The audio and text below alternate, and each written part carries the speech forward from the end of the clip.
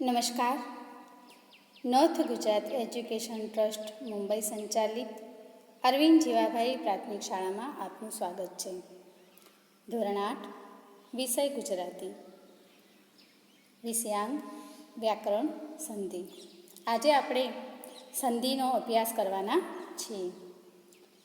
તો આવો વિદ્યાર્થી મિત્રો, આપણે સંધિ વિશે જોઈએ.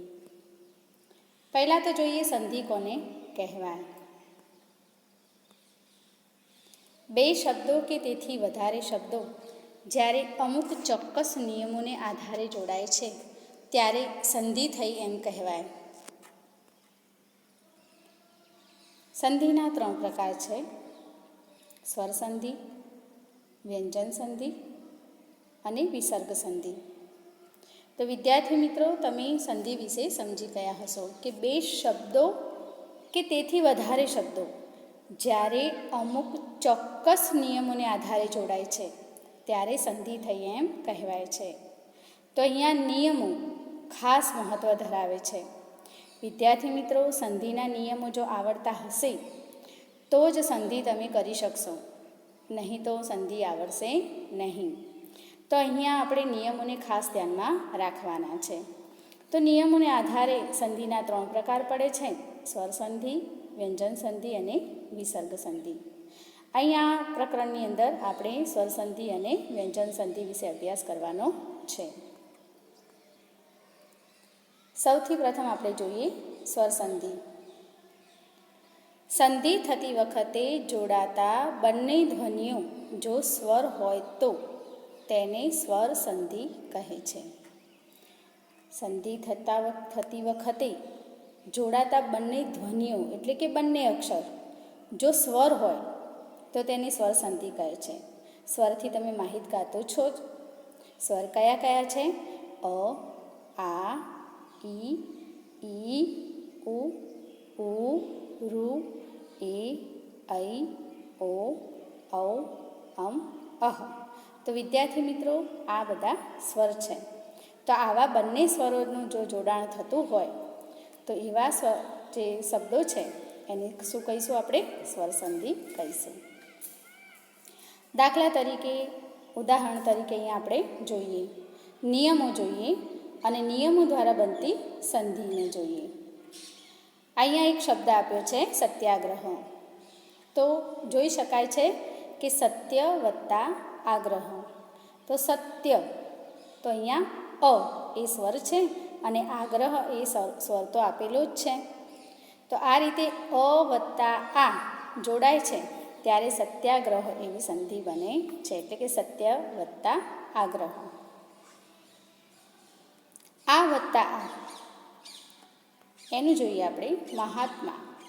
મહા વત્તા આત્મા. તો મહા કયો સ્વર છે? આ. અને આત્મા તો આ છે જ. તો આ વત્તા આ પણ આ થાય અને અ વત્તા આ પણ આ જ થાય. તો આ રીતે આપણે જોઈ શકીએ છીએ. બીજો નિયમ જોઈએ, ઈ વત્તા ઈ. અહીંયા તમે જોઈ શકો છો કે નાનો ઈ વત્તા મોટો ઈ છે. તો નાનો ઈ વત્તા મોટો ઈ બરાબર મોટો ઈ થાય. તો આ નિયમ છે કે નાના ઈ સાથે મોટા ઈનું જોડાણ થાય તો મોટો ઈ જ થાય. એનું ઉદાહરણ જોઈએ આપણે, રવિ વત્તા ઇન્દ્ર. તો જોઈ શકો છો વિદ્યાર્થી મિત્રો, રવિ તો વને હસવાઈ છે એટલે નાનું ઈ છે. આપણે જાણીએ છીએ કે હસવાઈ હોય તો નાનું ઈ હોય અને દીર્ઘઈ હોય તો મોટો ઈ હોય. તો અહીંયા નિયમ પ્રમાણે નાનો ઈ પ્લસ મોટો ઈ જોડાય છે ત્યારે શું થઈ જાય છે? મોટો ઈ થાય છે. તો રવિન્દ્ર, તો આ રીતે વને શું થઈ જશે? દીર્ઘાઈ થઈ જશે અને આ રીતે એ શબ્દ લખાશે. તો રવિ વત્તા ઇન્દ્ર બરાબર રવિન્દ્ર. અહીં આપણે જોઈએ અ વત્તા ઈ. અ વત્તા ઈના જોડાણથી કયો શબ્દ બને છે? કયો સ્વર બને છે? એ. અ અને ઈનું જોડાણ થાય છે તો શું બને છે? એ બને છે. જય વત્તા ઇન્દ્ર. તો જોઈએ આપણે જય અ વત્તા મોટો ઈ. તો એની સંધિ કરતાં કયો શબ્દ બનશે? જયેન્દ્ર. હવે આપણે જોઈએ અ વત્તા ઉ. અ વત્તા ઉને જોડતા શું બને છે? ઓ. એનું ઉદાહરણ જોઈએ આપણે. સર્વ. અહીં તમે જોઈ શકો છો કે અ ઉચ્ચાર આવે છે પ્લસ ઉ તો છે જ, નાનો ઉ. તો શું બનશે? સર્વોદય. અ વત્તા ઉ ની સંધિ થતાં શું બનશે? સર્વોદય એવો શબ્દ લખાશે. આ વત્તા ઉ તો પણ શું બનશે? ઓ. મહા વત્તા ઉદય તો સંધિ જોડતા શું બનશે? મહોદય એવો શબ્દ બને છે. અ વત્તા મોટો. અ વત્તા મોટો ઉ હશે તો પણ શું બનશે? ઓ. અહીંયા તમે જોયું અ વત્તા નાનો ઉ તો પણ ઓ. અ વત્તા આ વત્તા નાનો ઉ તો પણ ઓ. હવે અ વત્તા મોટો ઉ તો પણ શું બનશે? ઓ બનશે. પ્રણય વત્તા ઉર્મિ. તમે જોઈ શકો છો કે પ્રણય ય છે, અ એની જોડે શું છે? સ્વર છે. કયો ઉચ્ચાર આવે છે? સ્વરનો. અને મોટો ઉ તો છે જ. પ્રણયોર્મિ. હવે આપણે જોઈએ બીજું. નાનો ઈ વત્તા મોટો ઈ. નાનો ઈ વત્તા મોટો ઈ હોય તો પણ મોટો ઈ થાય. બે નાના ઈ હોય તો પણ મોટો ઈ થાય. અને મોટો ઈ પ્લસ નાનો ઈ હોય તો પણ મોટો ઈ જ થતો હોય છે. કવિ વત્તા ઈશ્વર. કવિ વત્તા ઈશ્વર. અહીં તમે જોઈ શકો છો કે બંને નાના ઈ છે. જ્યારે એની સંધિ થઈ છે, એનું જોડાણ થયું છે, ત્યારે કવિશ્વર વને દીર્ઘાઈ થઈ ગઈ છે. તો આ નિયમો તમારે ધ્યાનમાં રાખવા પડશે. જો નિયમ તમને આવડતા હશે તો જ સંધિ આવડશે. ત્યારબાદ જોઈએ આપણે મોટો ઈ પ્લસ મોટો ઈ બરાબર મોટો ઈ. રજનીશ. તમે જોઈ શકો છો રજની નની દીર્ઘાઈ છે અને પ્લસની પછી આવેલો ઈ છે એ પણ મોટો ઈ છે. તો એની સંધિની હસવાઈ દીર્ઘાઈમાં કોઈ ફેરફાર થશે નહીં. જ્યારે સંધિનું જોડાણ થશે ત્યારે રજનીશ એમનો એમ શબ્દ આવશે, ખાલી મોટો ઈ નીકળી જશે. એનો લોપ નીની અંદર થઈ જાય છે. તો આ નિયમ પણ તમારે યાદ રાખવો પડશે કે મોટો ઈ પ્લસ મોટો ઈ બરાબર પણ કયો થશે? મોટો ઈ જ થશે. ત્યારબાદ આપણે જોઈએ ઉ પ્લસ ઉ તો પણ કયો થશે? મોટો ઉ થશે. ઈની જેમ જ ઉનું પણ એ જ રીતે બંધારણ છે. ઉનું પણ એ જ રીતે નિયમ છે કે નાનો ઈ પ્લસ નાનો ઈ તો પણ મોટો ઈ, મોટો ઈ પ્લસ મોટો ઈ તો પણ મોટો ઈ, નાનો ઈ અને મોટો ઈ અરસપરસ હોય તો પણ અંતમાં તો મોટો ઈ જ થાય છે. એ જ રીતે ઉમાં નાનો ઉ પ્લસ મોટો ઉ તો પણ મોટો ઉ, મોટો ઉ પ્લસ મોટો ઉ તો પણ મોટો ઉ અને નાનો મોટો ઉ અરસપરસમાં હોય તો પણ મોટો ઉ જ થાય છે. અહીં તમે જોઈ શકો છો કે સુ વત્તા ઉક્તિ. તો દીર્ઘાઉ છેલ્લે છે. ઉ સુને રસવાઉ છે. અને બીજું ઉક્તિ એ પણ કેવું છે? નાનો ઉ છે. બરાબર. તો અહીંયા હસવાઈ હતી. તમે જોઈ શકો છો કે કને હસવાઈ છે કારણ કે નાનો ઉ છે. તો જોઈ શકીએ છીએ આપણે ઉક્તિ. તો સુક્તિ. અહીંયા સને પણ દીર્ઘાઉ થઈ જાય છે અને તને દીર્ઘાઈ થઈ જાય છે. તો આ રીતે આખો શબ્દ બને છે. અગાઉ કહ્યું તેમ ઉ પ્લસ ઉ તો શું થાય? નિયમ પ્રમાણે મોટો ઉ જ થાય. વધુ પ્લસ ઉર્મિ. તો એ તમે જોઈ શકો છો કે વધુર્મિ એવું સંધિનું જોડાણ થતું હોય છે.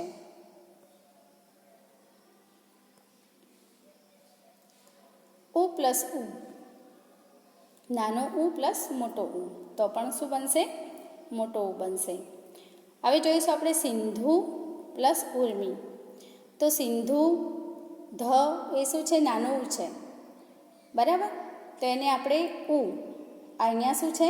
ઉર્મિ. તો તમે જોઈ શકો છો કે બીજા સ્વર જે છે એમાં હસવાય છે. ખ્યાલ આવે છે તમને? પહેલો શબ્દ છે એમાં હસવાય છે અને બીજા અક્ષરમાં પહેલા અક્ષરમાં સને હસવાય છે અને બીજા અક્ષરમાં મને હસવાય છે. વિદ્યાર્થી મિત્રો, આપણે સંધિ કરતી વખતે ધ્યાનમાં રાખવાનું છે કે કોઈ પણ શબ્દનો જે બીજો શબ્દ હોય પ્લસની પહેલાંનો અને પ્લસની પછીનો જે શબ્દ જે હોય છે એ બંનેની જ સંધિ થતી હોય છે. એટલે અહીંયા જો ધને રસવાવું છે તો દીર્ઘાઉ થઈ ગયું છે, બાકીના હસવાઈ એમના એમ છે. તો કેવી રીતના લખાશે? સિંદૂરમી લખાશે. અ વત્તા રૂ બરાબર અર. અહીંયા આપણે જોઈએ સપ્ત વત્તા ઋષિ. વિદ્યાર્થી મિત્રો, તમે ઉચ્ચાર કરશો સપ્તર્ષિ. જુઓ, સપ્તર્ષિ એટલે અર ઉચ્ચાર આવે છે, તો અ પ્લસ રૂને જોડતા કયો શબ્દ બને છે? અર બને છે. ત્યારબાદ આપણે જોઈએ આ વત્તા રૂ, એનું જોડાણ થાય તો પણ અર શબ્દ જ બને છે. મહા વત્તા ઋષિ. મહા વત્તા ઋષિ એટલે મહર્ષિ. ત્યારબાદ જોઈએ ઓ વત્તા અ. ઓ વત્તા અ એનું શું બને છે? અવ. તો કેવી રીતના?